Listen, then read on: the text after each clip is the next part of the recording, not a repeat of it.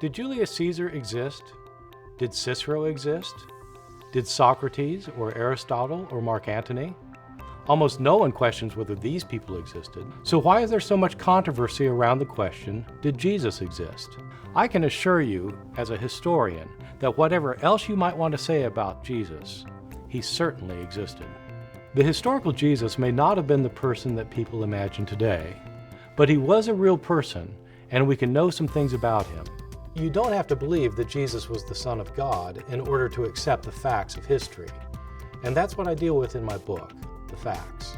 Skeptics like to say that we don't have the original text of any of the Gospels of the New Testament, and we don't have any historical records of Jesus from his day.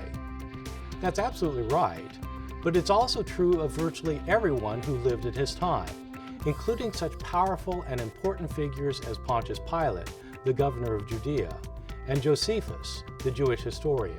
Some of those who claim that Jesus was a myth argue that he was invented along the lines of the gods of pagan mythology, who also died and were resurrected.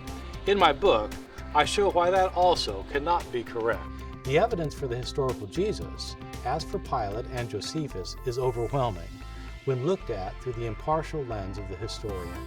At the same time, the historical record indicates that Jesus was not who most people believe he was. Like other Jewish preachers of his day, Jesus proclaimed that the world was controlled by forces of evil.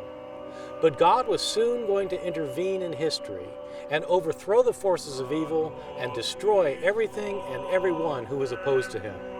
God would then set up a utopian kingdom here on earth.